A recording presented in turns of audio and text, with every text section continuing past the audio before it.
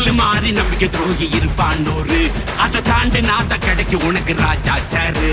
நான் ஷார்ப்பா செஞ்ச சம்பவத்தை நியூஸ்ல பாரு. என் ஆப்பனண்டா நிக்கிறவன் ஓரம் உட்காரு.